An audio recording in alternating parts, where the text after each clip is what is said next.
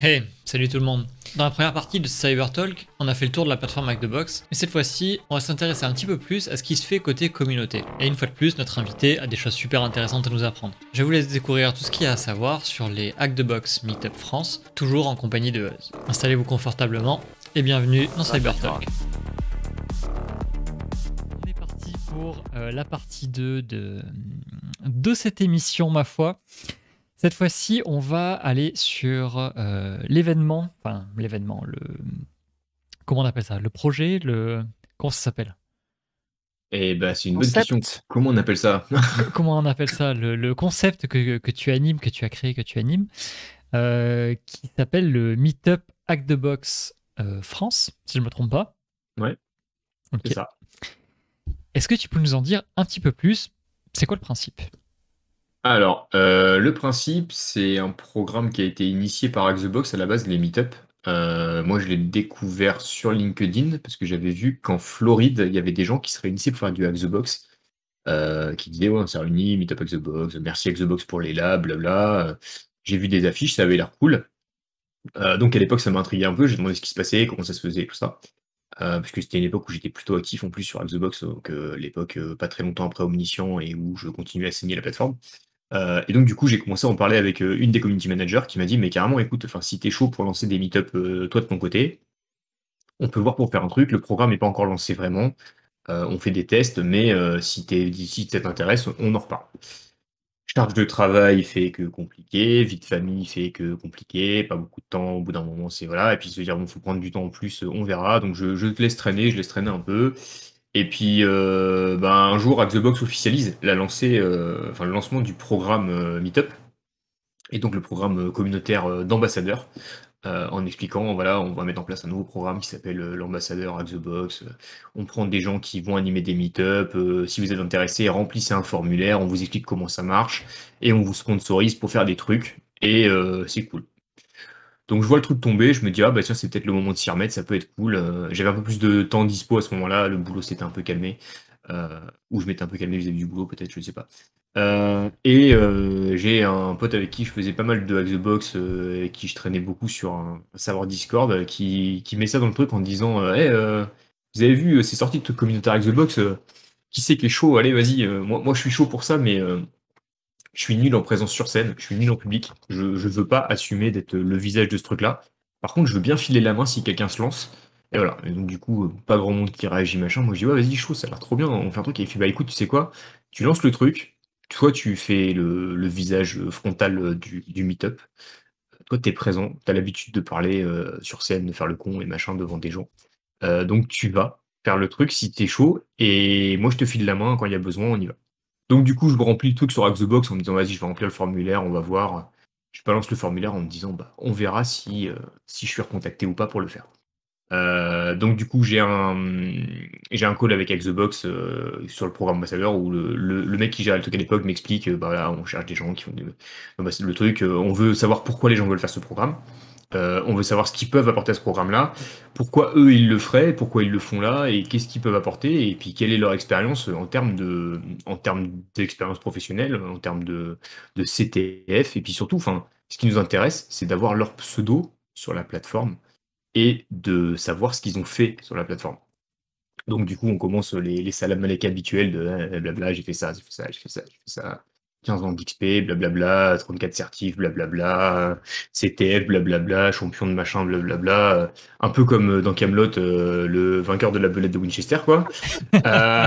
Et donc du coup, le gars me dit, waouh, c'est cool, c'est impressionnant et tout, pas mal, putain, beau CV et tout. Moi, je suis junior, mais ça m'intéresse, pourquoi pas.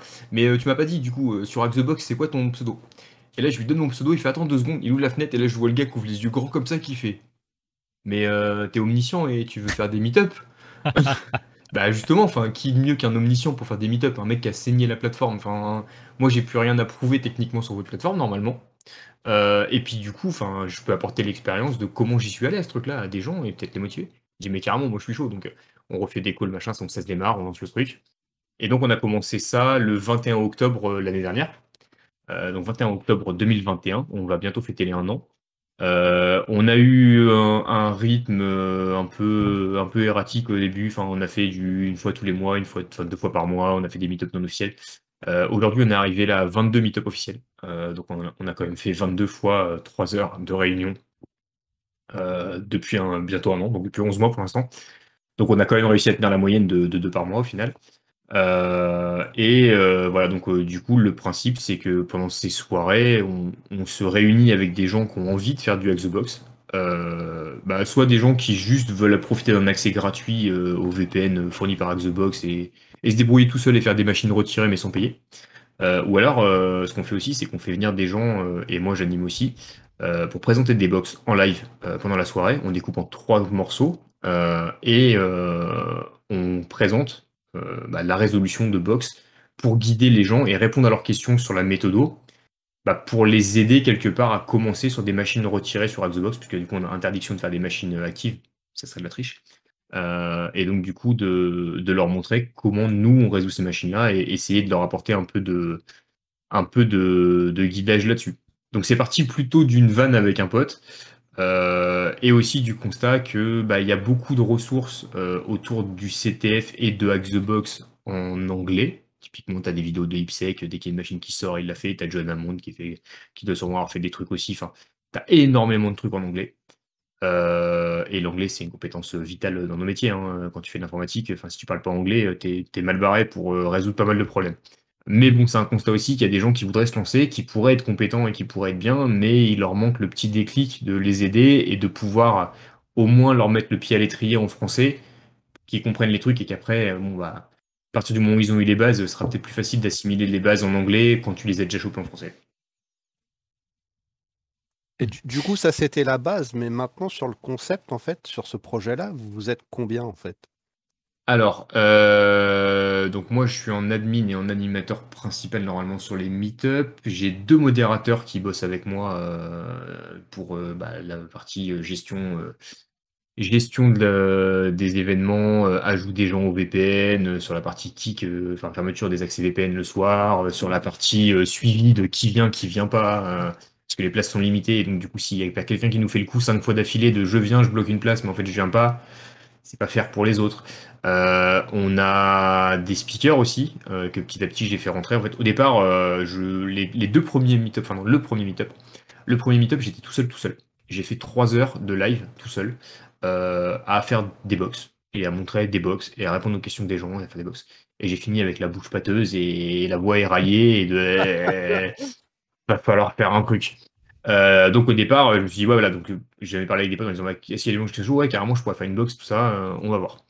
Le meet-up d'après, pas de bol, prévu de plus ou moins longue date, puisque du coup, il faut qu'on réserve les dates avec Xbox 10 jours avant l'événement minimum. Meet-up prévu de plus ou moins longue date. Je prépare le truc, je gère les box, je prépare la réservation, tout le monde est chaud bouillant. Et j'apprends peut-être 2 jours avant, par le sens, que je peux participer à un Netwars, donc les fameux CTF en question. Et là, je me dis, ouais, alors le Netwars, on n'y est pas invité giga souvent. C'est un truc quand même super cool quand on fait du CTF. Enfin, je recommande vraiment à tous les gens qui font du CTF de pouvoir arriver à faire un Netwars un jour dans leur vie. C'est vraiment une ambiance particulière. Et donc, du coup, je dis, soit je vais pas au Netwars et je fais le meet-up, soit je suis mal et je vais pas annuler le meet-up 2 jours avant pour dire aux gens, barrez-vous. Je vais pas assumer de dire aux gens, je vous ai tous inscrits. Alors, au début, on commençait, on était plus modeste, on n'était pas 70 sur la soirée, on était plutôt une trentaine ou une quarantaine, mais je me sentais pas de dire à 40 personnes, barrez-vous. Donc, du coup, j'ai géré et j'ai demandé à un copain qui s'appelle Hamza Konda. Est-ce que tu peux me filer la main pour ce jour-là? Je suis mal, je dois animer un truc, je peux pas animer un truc, il me faut quelqu'un qui anime des box. Et Hamza, il m'a dit, tu sais quoi, il n'y a pas de problème, je viens, je m'en occupe. Toi, tu fais ta vie, et machin. Donc, je suis juste venu faire le petit speech de coucou, bienvenue au Meetup avec The Box, qu'est-ce qu'on fait dans les Meetup et comment ça se passe. Et pour le deuxième Meetup, j'ai passé la main intégralement à quelqu'un pour qu'il le fasse à ma place. Ça s'est super bien passé. Je me suis dit que du coup, bien entouré, on pouvait déléguer. Et voilà. Tu voulais dire un truc, Novosaurus, je t'ai coupé. Non, non, pas du tout. Non, non, pas du tout. J'ai vu qu'Hamza était passé nous voir tout à l'heure, donc je me demandais s'il était encore là, mais je crois qu'il est parti. Ah, il est peut-être reparti. Tu as appris à déléguer très très vite sur les J'ai appris à déléguer grâce aux Netwars. Et du coup, ça m'a conforté dans l'idée qu'en fait, ça pouvait être cool aussi de présenter d'autres choses via d'autres personnes. Et donc petit à petit, donc Hamza a commencé après sur les meet d'après à faire avec moi les box, on roulait une sur deux et ainsi de suite. Et après à proposer du coup à des gens en disant bah est-ce que ça intéresse des gens de faire speaker pendant la truc? Ou même des gens qui venaient de même me demander bah écoute c'est cool, moi je voudrais bien présenter une box. Est-ce qu'il y a moyen de présenter une box quoi? Du coup, je dis bah ouais, carrément, donc on en a discuté. Donc voilà, et donc aujourd'hui, on a des speakers dans le pool maintenant. Donc je crois qu'on en a 11 si je dis pas de bêtises, qui sont des personnes qui sont intervenues sur des meet-up en live. Donc c'est pas mal, hein, quand même. On se dit que sur 22 meet-up, on a 11 speakers, donc au moins un sur deux, on avait un speaker qui était là. Donc on a eu des gens que je connaissais à côté IRL, des mecs que je connaissais de CTF. On a eu des gens bah, que j'ai rencontrés via Twitter ou via YouTube qui sont venus faire. On a eu par exemple Processus qui est venu faire de la présentation. On a eu Waked. On a eu pas mal de gens. On a eu Fat Cyclone qui est venu nous faire des box. On a des étudiants qui présentent des box des fois, des mecs qui sont dans les écoles et qui disent bah écoute, moi j'adore ça, j'en fais beaucoup et tout. J'ai fait tel ou tel prolab machin, je suis chaud. Vas-y, tu veux faire une box, que t'aies fait des prolabs ou que t'en aies pas fait, t'as envie de faire une box, tu veux montrer un truc, on y va et on lance. Et du coup, ça a l'avantage de nous permettre de montrer bah, différentes méthodes de résolution de machines. Chaque personne a sa technique. On en revient toujours plus ou moins aux mêmes fondamentaux, mais on va avoir des personnes qui vont faire les scans de port avec du Nmap avec des arguments plus que d'autres. On va en avoir qui vont passer par un mass scan plutôt, on va en avoir qui vont passer par du Rust scan. Pour l'énumération web, on va avoir des gens qui vont faire ça avec du GoBuster, du TierBuster, du FUF. Ça permet de montrer plein de nouvelles techniques, plein de nouveaux outils, et d'avoir potentiellement bah, le point de vue de différentes personnes sur la manière d'utiliser un outil ou une technique. Ce qu'on n'a pas fait aujourd'hui, par contre, et ce qu'on pourrait peut-être faire un jour, mais il faut voir si ça aurait un intérêt, c'est de faire la même box à deux personnes, Où sans il y qu'ils a deux regardent le zones live de l'un et de l'autre. différentes et voir leur façon de procéder, leur façon de penser, en fait. C'est intéressant, ouais. Ça pourrait être pas mal de les mettre en parallèle en disant bah tu regardes surtout pas ce que fait ton copain, il passe avant toi, et là toi tu passes et on va comparer ce que vous faites et voir ce que ça peut apporter aux gens. Ok. Qu'est-ce que tu au fond, qu'est-ce que tu as envie d'apporter en fait à la communauté avec le concept? Est-ce que tu avais un objectif bien défini quand tu t'es lancé là-dedans? Alors moi ce que je m'étais dit justement, c'est ce qu'on disait tout à l'heure, c'était qu'il y avait très peu de ressources en français pour aiguiller les jeunes, qu'il y avait plein de monde qui voulait se lancer mais qui ne savait pas par où commencer. Que même si la communauté Hack the Box est quand même plutôt bienveillante par rapport à d'autres communautés, genre des sites de challenge avec une tête de mort, euh, bah du coup, ça peut des fois être paralysant pour des gens qui parlent pas bien anglais. Ça peut être impressionnant de se dire, parce qu'en plus sur le Discord d'Hack the Box, je sais pas pour ceux qui sont allés, mais comme il y a le système d'API qui est en place et que vous pouvez taper votre token API, ça peut vous mettre votre grade de la plateforme directement sur le Discord, donc vous savez qui vous répond en face, si c'est un noob ou pas. Il peut y avoir des fois des gens qui vont avoir peur de poser une question à un gourou ou un omniscient en se disant je vais le faire chier. Et puis il y aura peut-être le côté inverse de mecs qui vont se dire mais moi je suis le gourou, pourquoi j'ai répondu à un noob quoi. Là, je dis bah, moi je m'en fous, moi je peux déléguer un peu de temps. Je veux pas y passer ma vie non plus, mais si je passe 3 heures toutes les 2 semaines à donner des conseils à des gens, bah ça sera pas perdu. Et puis bah, si je les donne à 70 personnes en vidéo, c'est mieux que de passer 3 heures à expliquer à chaque personne individuellement parce que j'y passerai moins de temps et potentiellement je vais peut-être semer des graines de pentesters un peu partout ou de mecs qui vont faire du CTF et qui auront appris des trucs en passant leur soirée une semaine sur deux avec des randoms sur Internet. Ok. Alors, j'ai vu, je pense avoir vu, mais je n'en suis pas sûr, des thèmes de soirée assez différents. Justement, moi, quand je me lançais sur le OSCP, j'ai vu passer des soirées OSCP. Je crois que j'ai participé à une même, je me rappelle plus trop. Euh, Est-ce que tu as des thématiques par soirée? Est-ce que tu as des éditions spéciales, je sais pas, vacances par exemple, ou spécial OSCP? Enfin, est-ce que tu varies un peu ou est-ce que ça reste quand même la même chose? Alors, le thème de base, ce que j'avais convenu avec Xbox quand j'ai lancé les meet-up et ce que je voulais vraiment mettre en avant au tout début, c'est pour ça que les meet-up depuis très longtemps s'appellent OSCP-like et avec un numéro en hexa derrière, c'était de prendre la liste publiée par TG Nul de toutes les machines Hack the Box OSCP-like, donc qui sont similaires à ce que tu pourrais avoir dans un examen pour l'OSCP, et c'était de toutes les présenter une par une. En fait, de prendre la liste, on avait la liste, de les prendre au fur et à mesure et de dire celle-là on l'a fait, celle-là on l'a fait, celle-là on l'a fait, celle-là on l'a fait. Et du coup, ce qu'on faisait, c'est qu'on les mettait aussi dans le pool, dans le VPN pour les gens qui voulaient s'entraîner, et du coup, en se disant, on va rattraper les gens qui veulent préparer un OSCP, on va leur offrir la possibilité de s'entraîner sur des machines vraiment similaires, sans payer, et éventuellement même mieux, de les former sur ces machines, de comment les exploiter, et donc de les préparer à la méthode nécessaire pour un OSCP, et donc pour avancer. Donc on a fait ça, on s'y est tenu sur pas mal de meet sur beaucoup de meet on a fait vraiment de l'OSCP-like, on a fait vraiment toutes les machines.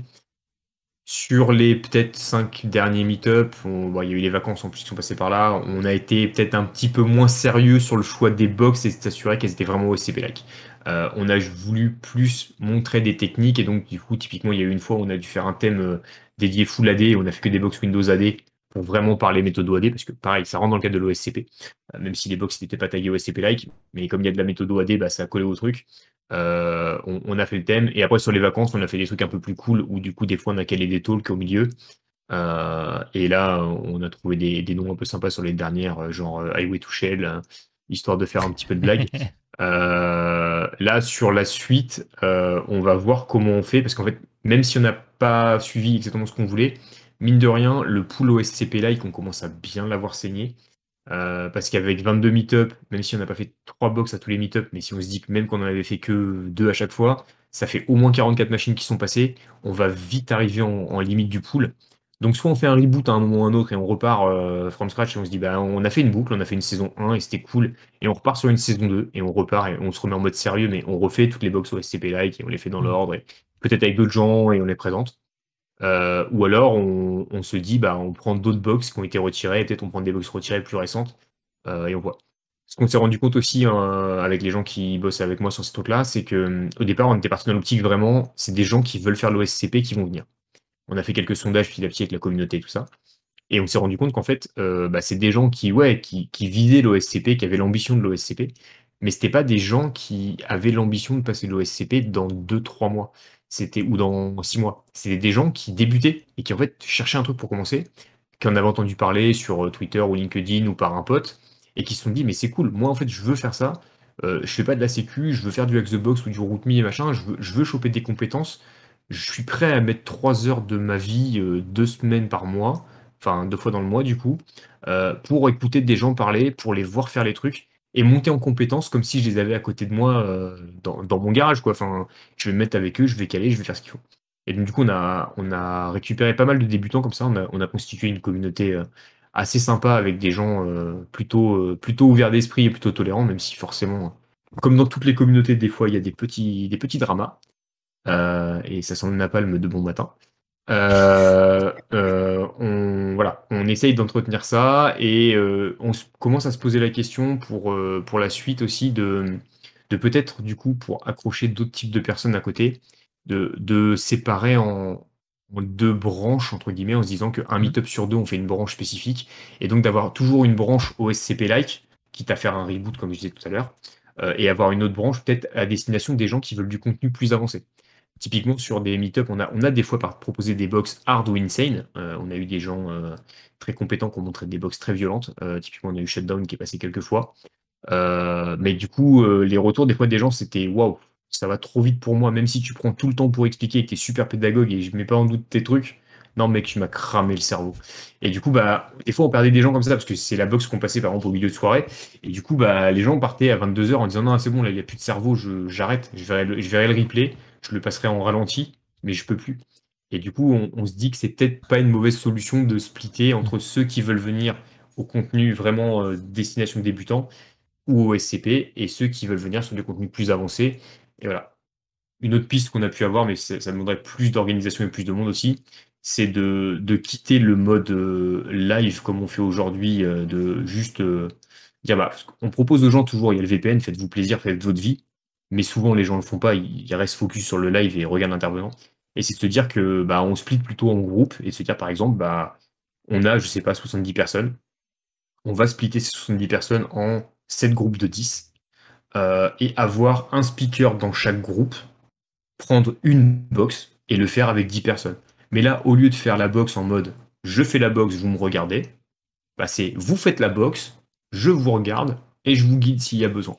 Et du coup, de se dire là, on forcera peut-être un peu plus les gens, même sans les forcer pour les forcer, mais les forcer à manipuler et eux à franchir ce cap de je regarde et passer acteur de cette plateforme-là en disant maintenant, je fais ma première box et je vais la retirer.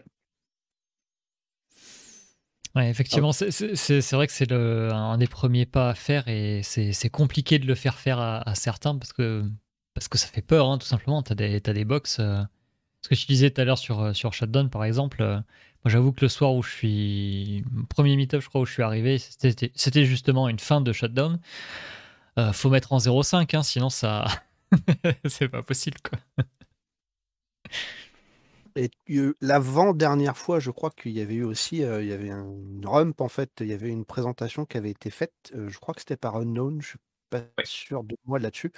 Et du coup, est-ce que ça, c'est un format qui tendrait à se reproduire? Est-ce que tu fais ça pour des hors-séries ou comment ça se passe, ce Alors, truc? ça peut être un format qui se reproduit. En fait, donc du coup, effectivement, on a eu Unknown qui nous a fait un talk sur le développement de malware et donc sur comment utiliser les techniques au quotidien pour contourner typiquement des antivirus ou des EDR, par exemple. Et effectivement, c'est un format qui a plu et c'est possible, ça va être intégré dans nos réflexions sur la suite, qu'on intègre plus de talks sur le truc. Ça veut dire que par contre, il faut qu'on trouve des gens qui font des talks. Voilà, donc sur le prochain meet-up qui tombe dans une semaine là, une semaine et un jour. Ouais, on est mercredi, ça. Une semaine et un jour. On aura normalement pas de talk, mais on aura une box en mode un peu différent. C'est un truc qu'on avait proposé déjà avant. En fait, on va avoir quelqu'un qui va avoir compromis une machine avant, qui va avoir dumpé la mémoire et le disque de la machine, et qui va faire une analyse forensique de la machine compromise, pour expliquer justement comment, en tant que défenseur, on verrait cette box qui s'est fait retourner, comment on la verrait et comment on pourrait remonter à ce qui s'est passé. Donc voilà, l'idée c'est qu'à terme on puisse proposer ce genre de choses, là, bah, typiquement des actions, soit des talks, soit des actions côté.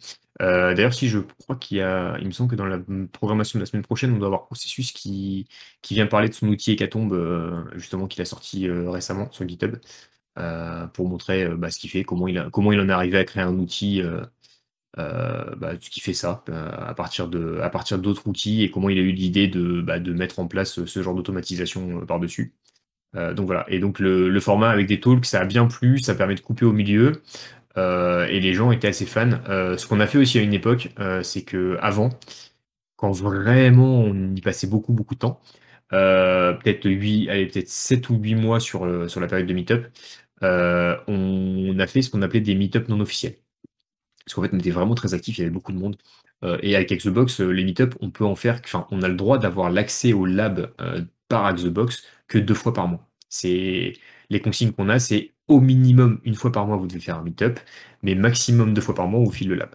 Donc nous, on était chaud bouillant à cette époque-là pour en faire 4, on voulait faire toutes les semaines, on s'était dit, bah, c'est bon, toutes les semaines, feu patate, on a des gens, on est motivés, faut pas te le faire tant qu'il est chaud, on y va. Xbox nous a dit non, enfin vous pouvez faire des meet-up si vous voulez, mais vous n'aurez pas de lab. Donc on a commencé à réfléchir à comment on pourrait gérer cette problématique-là. Et donc on avait créé ce qu'on appelait les meet-up non officiels, qui se passaient toujours sur le Discord, mais sans accès VPN, donc sans inscription meet-up, sans tout ça. On était moins nombreux, on faisait un événement Discord, en général on était une petite trentaine, ce qui était déjà pas mal, hein, on était une petite trentaine. Et C'est bien, du hein. coup, les speakers faisaient des box avec leur propre abonnement à Xbox pour pouvoir montrer quand c'était juste du live. Et on faisait beaucoup plus de talk. Donc on avait des gens qui venaient parler de leur veille sur un outil, d'une technique qu'ils avaient découvert ou autre. Et on avait beaucoup, beaucoup plus de talk en fait. Ça marchait vraiment super bien, les gens étaient super contents aussi. Mais après, moi j'ai eu des trucs qu'on fait que j'avais beaucoup moins de temps parce que bah mon deuxième enfant qui arrivait, fin de grossesse, le stress permanent de on part maintenant, non, on part pas maintenant, on part maintenant, on part dans 5 minutes, non, on part pas, ok.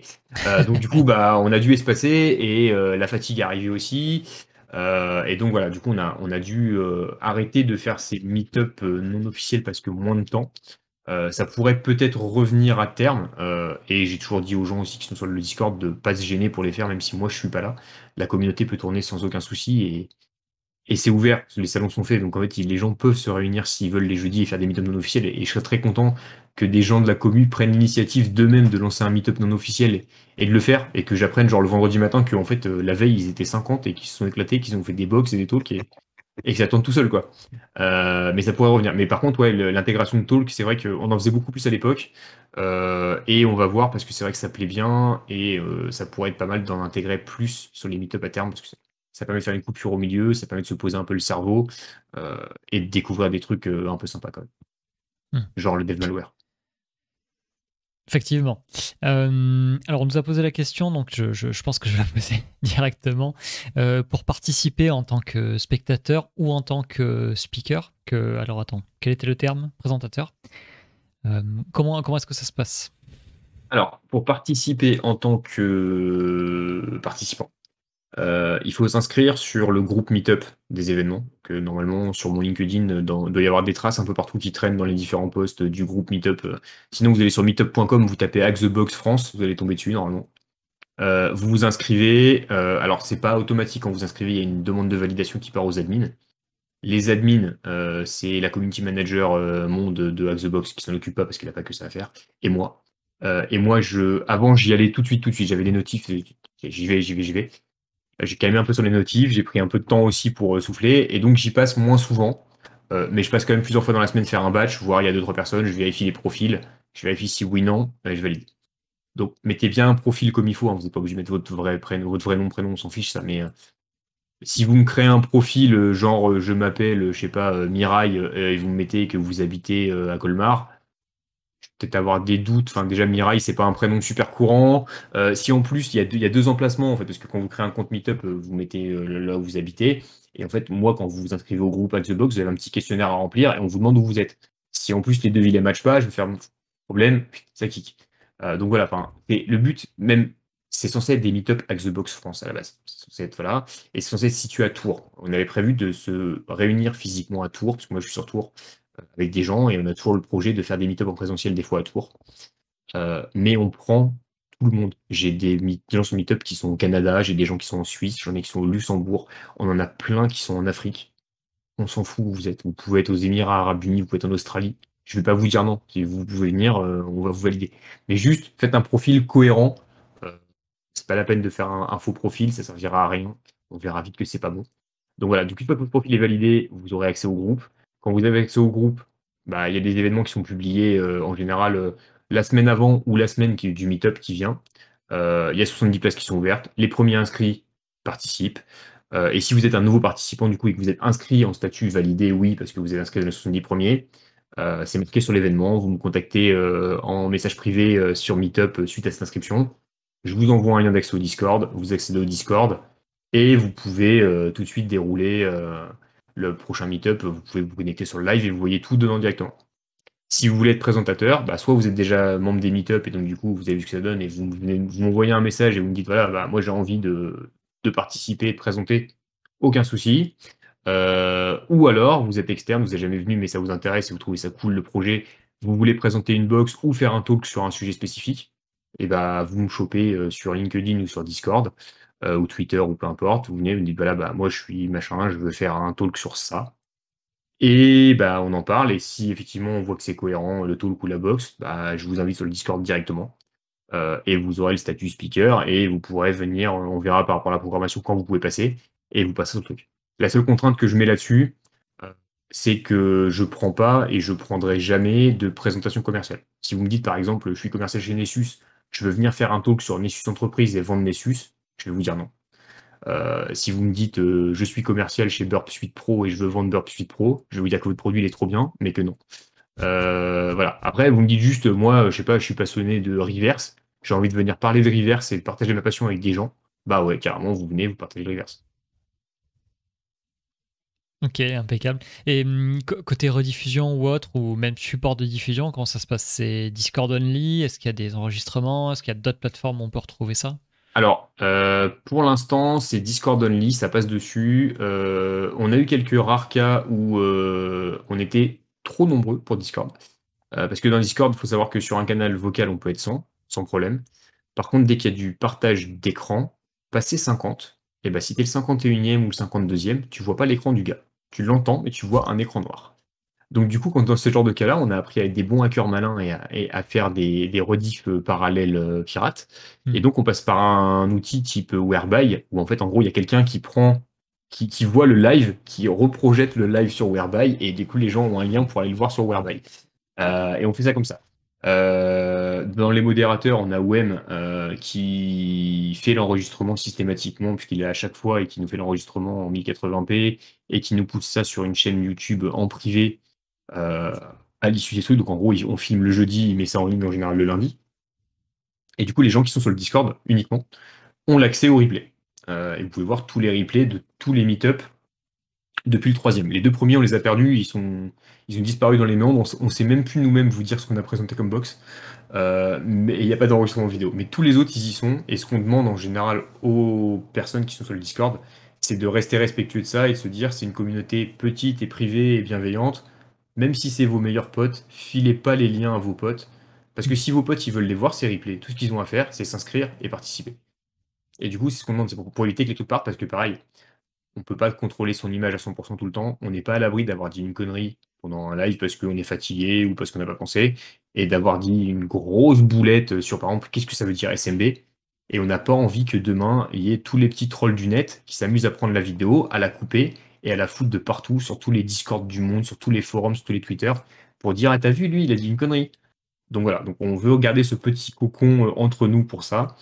On a parlé plusieurs fois d'ouvrir ça plus large. On a fait plusieurs sondages en demandant aux gens est-ce que ça vous pose un problème si on ouvre plus large, est-ce que vous êtes chaud ou pas, et de se dire même on pourrait par exemple streamer ça en live sur YouTube ou sur Twitch.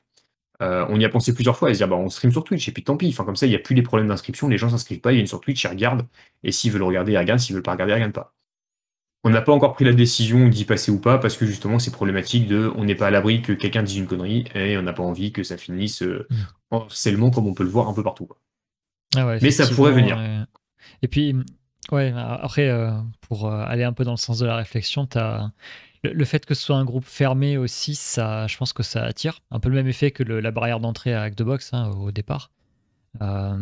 Et justement, le fait d'être dans un cocon, je pense que c'est un argument aussi. Hein. Puis bon, franchement, l'infosex sur Twitch, je suis pas sûr que ce soit extrêmement développé. Donc, Non, ah, bref. faut s'appeler John Lamont, je crois, pour que ça marche, Ouais, sinon c'est mort. Ou Ipsec. Mais ouais. Puis t'as le petit côté démarche volontariste, en fait, de devoir aller s'inscrire, recevoir un mail, te contacter, etc. Ça, c'est quand même. Tu te sens un petit peu spécial, si tu veux. c'est ça. Même si à terme, bon, enfin, tu t'es juste motivé, mais cette petite démarche, elle est quand même hyper sympa, je trouve. Enfin, Bah, personnellement. c'est vrai que déjà tu passes du stade de juste bah tiens je vais cliquer sur un lien Twitch et je vais regarder un truc à bah en fait si je veux vraiment y aller, va falloir que je passe l'inscription, que je passe l'inscription à un event, que j'aille envoyer un DM à un gars pour qu'il me donne l'accès au Discord, que je lise des règles, que je poste une présentation, que j'aille sur le truc, et là, je vais pouvoir commencer peut-être à voir des trucs. Donc du coup, forcément, déjà, ça éprouve le truc de est-ce que vraiment tu as envie de ça, Que je et ça nous m'inquiète, évite j'ai pas le lien à 8h15 ou à 8h45 des fois. J'ai pas le lien. Mais là, on est en live en fait, là. T'as de la chance, je suis pas en train de liver, mais oui. Alors, dans le chat, on a des avis contraires hein, sur le fait de faire de la cyber sur Twitch. Et on a des représentants, justement. Donc, je dis pas que la cyber, c'est mort sur Twitch. Hein. Il y a des personnes qui font les trucs très bien. Il y a Chaos, Ah il y bien, a Chaos. il y a Chaos aussi, effectivement. Il y a Disnob qu'on avait reçu. Non, effectivement, il y a du monde. Mais la démarche est différente, effectivement. Ok, Même sur YouTube, intéressant. hein, ça vend moins que le maquillage, hein, faut s'y faire, les gars. Mince, c'était ma prochaine idée. Enjoy Lotus. Je vais faire un OnlyFans, on va se régaler, on va se régaler, on va se régaler. Cette vidéo est sponsorisée par Je m'aimais Bélène. Allez.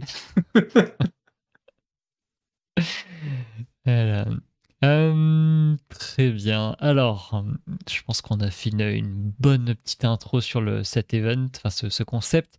On va rentrer peut-être un peu plus dans le côté expérience. Alors, on a déjà quand même pas mal abordé de points, mais toi, en termes d'expérience pro et perso, qu'est-ce que ça t'a apporté en fait de te lancer là-dedans et de faire ça pendant cette année? Alors, en termes de pro, ça m'a. Comment dire? Ça m'a mis un peu en avant en termes de scène sécu française. Déjà à l'époque, même quand je faisais du Hack the Box hors Meetup, le fait de faire le petit con toutes les semaines avec le flex de hey, je suis à 30%, bientôt je suis omniscient, machin.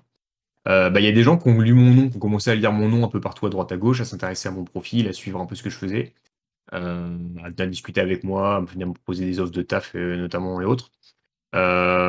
Et ça m'a permis, typiquement, avec Xbox, d'être invité sur des plateaux pour des talks. Typiquement, j'ai été invité à faire une conférence en distanciel pour la réunion pour les Chez Tech Days. J'ai été invité dans le podcast Cybersécurité All Day de Michael Jargon pour parler de CTF, justement, suite à ça. Donc, ça m'a permis aussi de franchir le cap de sortir du truc de je fais mon job dans mon coin, même si j'étais déjà formateur depuis quelques années, donc j'étais déjà habitué à être en frontal avec des gens et à leur parler sécu et passion et tout ça. Mais de passer le truc de entre je suis dans une salle avec 5 personnes et je leur fais une formation, ou je suis au taf avec des gens que je connais très bien, et de me retrouver avec des inconnus et de devoir leur parler et de devoir avoir comment dire, la confiance dans ce que je dis pour pouvoir leur passer les choses et de me forcer à me dire bah ouais mais par contre tu peux pas te planter là, enfin, t'es devant 70 personnes qui sont en train de t'écouter, tu peux pas leur raconter des cracks, il faut que tu sois sûr de ce que tu fais. Ça m'a apporté du coup pas mal de confiance en moi sur ces sujets-là. Mine de rien, ça peut être important. Et comme ça m'a mis en avant, comme je disais aussi, ça m'a permis notamment de trouver mon job actuel aussi. Euh, Parce qu'entre les CTF que je faisais à côté où je postais et ce genre d'événements, ça m'a permis de me faire remarquer par le groupe pour lequel je travaille en me disant bah, hey, nous on fait un truc vachement similaire quand même à ce que tu fais, on fait des CTF, on fait des formations, est-ce que ça t'intéresse pas de venir travailler chez nous pour faire la même chose en France? Donc ça m'a aidé là-dessus. Côté perso, ça m'a permis d'avoir le côté de me remettre sur du Xbox aussi, parce que ce que je disais, j'ai eu des très grosses périodes de rush intensif sur Xbox, au point de m'en faire saigner les yeux et vomir de l'assembleur. Et du coup, à un moment, j'avais plus la niaque en fait de le faire et de me dire, mais à quoi ça sert quoi? Enfin, t'es senior, de toute façon, t'as déjà un profil où les gens viennent te chercher, t'as déjà réussi à être omniscient, à quoi bon en fait continuer à faire ça alors que tu pourrais faire autre chose et tu pourrais revenir à tes premières amours et jouer à la console ou jouer à World of Warcraft comme un gros sale toute la journée. Voilà. Et en fait, du coup, ça m'a permis de ne pas retomber dans World of Warcraft, notamment par exemple. Et ça m'a permis de me remettre sur du Xbox en fait et d'avoir la niaque. Attends, vers là-haut? Ouais, ouais. Ah, Ah, ouais, ok. voilà. Les vieux démons ressurgissent toujours. Mais voilà, en fait, ça m'a permis typiquement de me foutre un coup de pied au cul et de me remettre sur du Xbox et de me dire je vais repratiquer et je vais en refaire. Et puis du coup, je vais pas faire ça tout seul. Parce que mine de rien, le CTF, c'est bien tout seul, mais c'est quand même vachement mieux en équipe. Que ce soit sur du challenge, typiquement du CTF sur site ou en remote, mais des vrais événements CTF, ou du RootMe ou autre, hein, c'est quand même vachement plus sympa de faire ça avec des potes que de faire ça tout seul dans son camp. Alors attention, je vous dis pas demain, mettez-vous sur RootMe à 15 et filez-vous les flags entre vous parce que vous allez vous faire déchirer et ils auront raison. Mais par contre, il n'y a pas de mal à se filer un coup de main entre potes en disant regarde ça ou cherche plutôt ce truc là quoi. Enfin, faites pas du flag sharing, c'est complètement bête, mais voilà, il y a un intérêt à faire ça. Voilà, donc niveau perso, ça m'a fait le coup de pied au cul pour m'y remettre et du coup de retrouver un peu la niaque de faire du CTF et l'envie et tout ça quoi. Et mine de rien, Xbox m'a vachement aidé avec tout ce que j'ai fait sur Xbox en termes de machine et tout, ça m'a pas mal aidé dans mes différents jobs précédents. Et même sur des events genre les Netwars auxquels j'ai participé assez régulièrement pour le sens. Et mine de rien, au niveau de la pratique, on voit les gens qui ont pratiqué beaucoup ce genre de plateforme et les gens qui se contentent de ce qu'ils font au travail, quoi.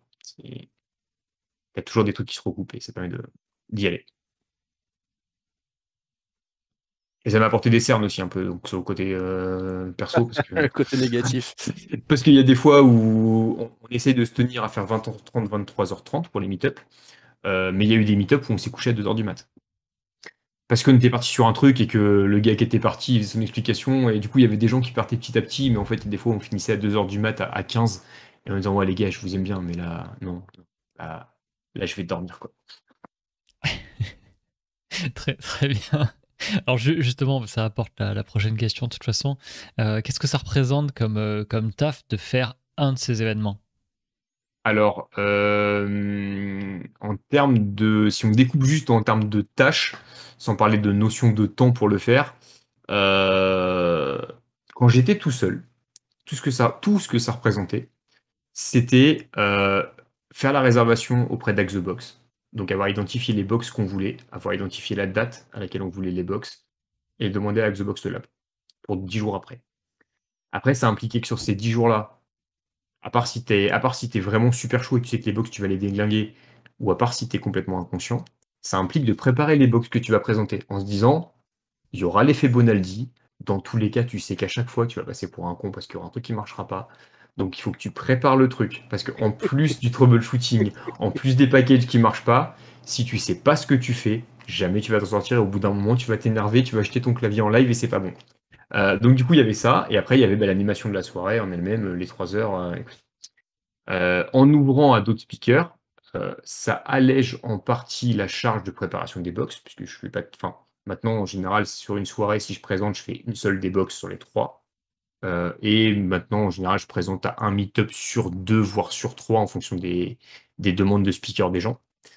Par contre, ça implique aussi que j'ai beaucoup plus d'orgas à gérer sur le fait de faire du chef de projet et de trouver les gens qui vont faire des box, de m'assurer qu'ils vont faire les box, de savoir quelle box ils vont faire, de les relancer s'ils ne me donnent pas la réponse, de devoir gérer des fois des imprévus de mecs qui se décommandent 10 minutes avant le truc en disant je suis désolé, j'ai un imprévu. Ça arrive, c'est pas de sa faute, hein. Mais du coup, faut avoir un plan B en disant je fais quoi maintenant? Donc le plan B, ça peut impliquer d'avoir préparé une box au cas où soi-même et de se dire c'est bon, ou d'avoir un quatrième speaker sous le coude. Et donc, si on. Plus après, il y a la partie gestion du groupe Meetup. Donc, valider les inscriptions, créer les événements, récupérer la liste des gens qui sont inscrits, l'importer pour configurer les VPN un par un. Et après, répondre aux gens qui, à 20h15, se rendent compte qu'ils ont accès mais qui ne sont pas le Discord. Gérer le Discord, faire de la modération sur le Discord. Donc, voilà, donc, mis bout à bout, un event en lui-même tout seul, c'est quelques jours hommes ensemble, déjà. Plus après tout l'aspect animation de la communauté et suivi du Discord. Donc en ce moment, je suis moins actif. Je me suis dit, bon, il faut quand même prendre un peu de temps pour toi parce que sinon tu vas imploser au bout d'un moment. Ou alors tu vas te faire imploser par ta femme. Et donc du coup, je le mets plus typiquement sur mon téléphone. Avant, j'avais les notifs sur tout. Et genre là, les notifs du Discord, je les ai juste plus. Ce qui fait que comme ça, déjà, j'ai pas le bzz bzz toutes les 3 secondes. Quand il y a du drama, je le vois plus tard. Et quand il y a des gens qui posent des questions, si je ne les ai pas vus, ils attendront. Et s'ils le prennent mal que je leur réponde pas, tant pis. Mais du coup, je traite en différé et ça me prend moins de temps. Sinon, avant, enfin, ça me prenait vraiment un temps fou parce que le Discord, une notif, machin, tu réponds. T'as vite fait de passer la moitié de tes soirées à faire que ça. Donc ça prend du temps. C'est pour ça que c'est bien d'avoir des gens qui soutiennent, d'avoir des modérateurs et d'avoir des speakers, parce que ça dilue la charge de travail. Donc il y a toujours une charge de travail associée, mais il y en a quand même moins. Et du coup, c'est pas un fardeau, quoi. T'es pas en train de te dire, bon, je vais encore passer 10 heures à prévoir cet event pour faire le pimpin devant 50 personnes que je connais pas. Je sais pas si je vais le faire. Là, au moins, tu sais que voilà, tu dilues, tu as des gens qui vont présenter, c'est cool, tu fais des rencontres sympas. Et voilà. Mais bon, je pense que ouais, par event, on peut se dire que ça représente une bonne dizaine d'heures de travail de préparer chaque event. Je trouve ça intéressant de le mettre en lumière. Nobosaurus, je pense que tu seras d'accord. Quand on fait nos activités YouTube aussi, c'est souvent pareil. En fait, on a des vidéos, du contenu, peu importe ce que c'est, qui sort et qui va durer 15-20 minutes ou 3 heures dans ton cas pour le meet-up. Mais ce dont se rendent pas forcément compte les gens de l'autre côté, c'est que ça demande un travail de fou. En fait, c'est décuplé complètement. Et, ouais, et en plus, quand ça commence à grossir, effectivement, si tu ne fais pas ce que tu as fait toi, c'est-à-dire déléguer, filtrer, prioriser, prévoir, forcément, ouais, c'est très compliqué. Ouais. Ça devient vite un deuxième job à côté du job. Et quand tu as déjà un job prenant et que tu fais déjà pas 35 heures semaine, c'est vite compliqué, quoi. Effectivement. D'ailleurs, en parlant du Bonaldi Effect, juste avant de lancer le live, 20 minutes avant, on a eu un bon gros bug Twitch qui nous a empêché de lancer le stream. Donc voilà, j'étais heureux. On a failli pas être là. Ouais. Non, mais c'est une réalité. Hein. C'est vrai qu'à chaque fois qu'il y a un live qui se lance, il se passe un truc. C'est terrible. Et puis c'est pas vraiment résolu le bug. Nobosaurus, il a toujours pas la couleur. Ouais, c'est vrai. C'est C'est un ça. peu bizarre, hein, mais bon. Il y avait une petite question qui me venait tout à l'heure, parce que tu as beaucoup parlé des rencontres que tu as faites grâce à la communauté, en fait. Puisque en montant ces meet-up à Xbox, finalement, tu as monté une communauté. Et parce que les gens sont venus aussi parce que c'était toi. Donc, je pense qu'il y a deux groupes, hein. C'est mon analyse, excuse-moi. Il y a une partie qui vient parce que c'est toi, une partie qui vient parce que c'est Xbox. Et finalement, les deux sont liés. Et du coup, de ton côté à toi, qu'est-ce que tu en tires? Parce qu'on voit bien ce que tu donnes aux gens, ce que tu transmets à la communauté, mais toi, personnellement, qu'est-ce que tu en tires de ça, de cette communauté? Et bah, moi, ce que j'en tire là-dessus, c'est des rencontres avec des gens sympas. Ça m'a permis de rapprocher aussi, de me rapprocher aussi de personnes que je côtoyais depuis un moment, mais avec qui on parlait moins ou autre. Et donc de solidifier un peu des rencontres que j'avais pu faire. Et surtout, moi, ce que j'en retire aussi, je pense que c'est comme beaucoup de gens, en fait, quand tu fais de la formation, parce que là, ça revient à faire de la formation, et c'est ce que j'ai fait pendant des années, c'est les retours des personnes que tu as, en fait. Et régulièrement, on a fait des sondages un peu qualité, machin, savoir comment ça se passait, qu'est-ce que vous avez, qu'est-ce que des trucs à dire. Et les retours des gens, majoritairement, c'était qu'ils étaient contents et que ça leur faisait plaisir de passer du temps et qu'ils reviendraient parce qu'ils avaient appris des choses et que, en fait, ils avaient trouvé ça nulle part ailleurs et tout ça. Et quand t'as ça, déjà, t'es content. Enfin, ça te fait quelque chose de te dire que, en fait, ouais, je le fais pas pour rien, en fait. Je sacrifie du temps, j'y passe une bonne dizaine d'heures à chaque fois pour les événements, mais c'est pas du temps perdu. Ça apporte des choses à d'autres personnes. Euh, Au final, c'est de se dire que tu fais un truc qui est peut-être pas complètement à 200% altruiste, mais qu'en fait, tu donnes quand même de ton temps pour aider les gens et donc, quelque part, tu fais quelque chose de bien. Qu'on est dans une communauté quand même de la sécu qui est quand même connue pour être assez nocive et toxique. Et que donc du coup, si toi tu peux espérer fournir des trucs comme ça sans attendre rien des gens en face, à part juste qu'ils te disent que c'est cool, bah peut-être que tu peux essayer de faire changer les choses de ton côté et que si d'autres personnes se mettent à avoir le même genre de comportement que toi, on pourra peut-être rendre ça plus sain. Et du coup, quand ça m'arrive des fois d'avoir des gens qui m'envoient des DM sur Discord après les meet-up ou même plus tard en me disant bah écoute, franchement, ça fait 2 ou 3 meet-up que je viens, c'est super cool, c'est trop bien ce que tu as monté parce qu'en fait, je savais pas par où commencer, je voulais m'y intéresser, ou genre par exemple, je suis étudiant, je suis en info, mais en fait, il n'y a pas trop de cyber dans ma formation. Moi, je veux bosser là-dedans et ça m'ennuie parce que je peux pas me payer autre chose comme études et donc voilà. Bah, c'est cool parce que tu te dis qu'en fait, tu as fait quelque chose pour quelqu'un et que même si t'attends rien en retour, bah, au moins lui, il est content et que du coup, t'as été généreux à un moment et que ça servira peut-être à quelque chose et que potentiellement, un jour, ce mec-là, peut-être que c'est toi qui auras besoin de lui. T'en sais rien, hein, on sait pas où on finira dans 10 ans ou autre. Et peut-être que voilà, hein, peut-être qu'un des gars qu'on va former aujourd'hui dans le meet-up, c'est lui qui va monter la super boîte à la mode en sécu dans 10 ans et que dans 10 ans, il va se dire, bah, tu sais quoi?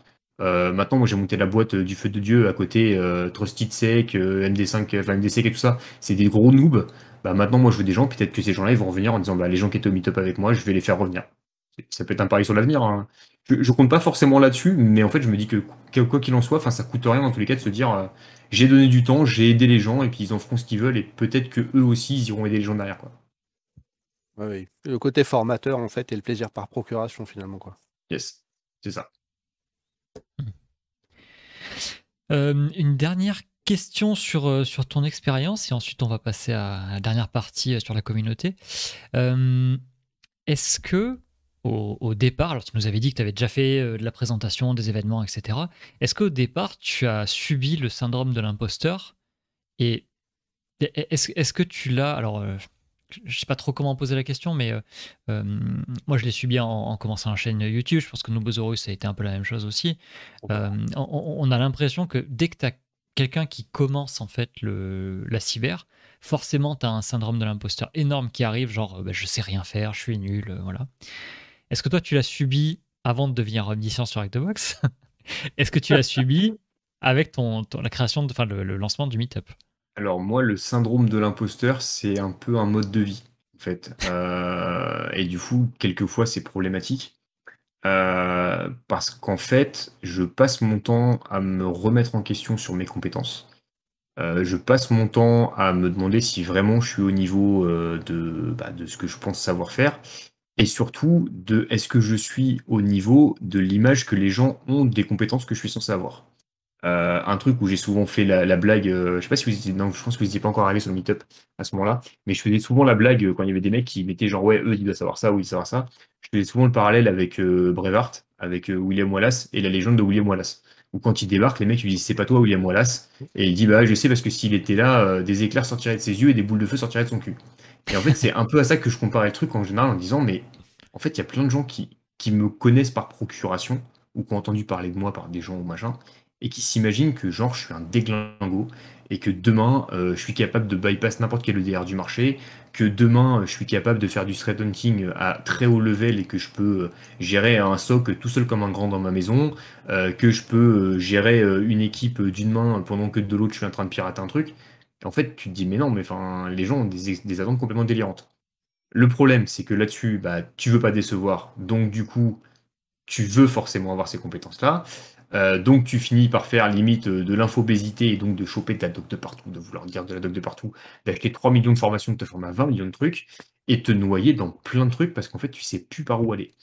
Et donc le syndrome de l'imposteur, ouais, carrément, je connais plutôt pas mal en me disant que bah en fait des fois tu te dis mais putain mais si vraiment j'avais le niveau que les gens estiment que j'ai, je serais peut-être pas là en fait. Je serais peut-être en train de faire autre chose de ma vie. Alors qu'en fait, après, tu remets en contraste si tu parles avec d'autres gens, justement, qui ont moins de compétences en parlant, tu te rends compte que oui, tu en as des compétences. Peut-être pas au niveau de ce que pensent les gens de toi, mais tu en as des compétences. Et du coup, par contre, le seul moyen que j'ai trouvé pour me soigner là-dessus sur le syndrome de l'imposteur, c'est bête, mais c'est les certifications. Je sais qu'il y a beaucoup de gens qui posent la question de est-ce que les certifications ça vaut quelque chose? Est-ce que je vais avoir du travail avec une certification? Est-ce que je vais avoir plus d'argent avec une certification? Alors non, non et non. Ça change rien. Enfin, ça dépend des boîtes, hein, mais globalement, c'est pas parce que les certifications que tu vas être pris. Au pire, ça peut te faire passer une barrière RH, mais c'est tout. C'est pas parce que tu as cette certification-là ou cette certification-là que tu es meilleur que quelqu'un qu'on n'a pas. Je connais des gens qui ont 0 certification et qui me mettent la pine sur 20 000 sujets. Comme je connais des gens qui ont peut-être 3 fois plus de certifications que moi et à qui je mets tarif sur plein d'autres choses. Mais en fait, moi, c'est mon moyen à moi que j'ai trouvé où quand j'ai une crise, ce qui arrive assez régulièrement de syndrome de l'imposteur, de oh putain, mon gars, t'es vraiment une grosse daube. Je me dis, bah, ce sujet-là, ok, ce sujet-là, j'ai envie de me prouver à moi d'abord, après les autres tant mieux, mais à moi d'abord, que je sais gérer ça et que j'ai au moins un niveau reconnu sur le marché. Et donc, je pars et je fais une certif. Je la rush. En général, ça dépend des prépas, mais selon les certifs, je les rush entre 2 semaines et 3 mois. Je la rush comme un gros débile. J'arrive au bout. Je la passe. Pour l'instant, j'ai eu la chance de ne pas en rater. Je la passe, je la valide. Et là, je me dis, ok, c'est bon. Là-dessus, aujourd'hui, t'es bien. T'es pas un expert, t'es pas un cadre ou machin, forcément sur tout. Mais sur ça, tu peux être rassuré sur le fait que t'es pas si nul. Et du coup, c'est ça. C'est comme ça que je le vis, moi, mon syndrome de l'imposteur et comment je le traite, en fait. Après, ce qu'on voit souvent dans la sécu aussi, c'est ce que tu disais, c'est important par rapport aux jeunes aussi, c'est que normalement, en fait, tu as le syndrome de l'imposteur, ça arrive souvent chez des gens qui ont plutôt de l'expérience et qui ont du coup des trucs et qui commencent à se dire, mais est-ce que vraiment je suis à ma place? Est-ce que vraiment j'ai des compétences? Est-ce que vraiment machin? Là où souvent les juniors, ils se posent la question de. En fait, ils arrivent en se disant, je sais rien. Mais c'est pas forcément un syndrome de l'imposteur, c'est bah, ils viennent d'arriver sur le marché, et c'est vrai, c'est une réalité, ils savent rien. Et le problème, c'est que on leur crée ce syndrome en plus par-dessus avec des gens qui ont beaucoup d'XP et qui sont peut-être un peu cons, les fameux gatekeepers là, en disant mais de toute façon t'es nul et tu sauras rien. Et en fait, on leur crée un syndrome de l'imposteur qu'ils ne devraient pas avoir encore, parce que ils sont juniors, donc c'est normal qu'ils aient des lacunes sur plein de trucs, et ils acquerront les compétences après. Mais en fait, on leur met tellement la pression dessus que le mec, il a à peine commencé, qu'il dit oh putain, je suis pas à ma place. C'est comme si tu montais dans une voiture pour aller faire le permis et quand tu vas à l'auto-école, et que tu te poses sur le truc, t'arrives, et là, le formateur, il te regarde, il fait non, tu sais pas conduire. Je viens de m'asseoir, je viens prendre des leçons. Foutez-moi la paix, quoi. Tu me diras que je sais pas conduire quand ça fait 25 heures que je conduis et que je sais toujours pas faire un créneau.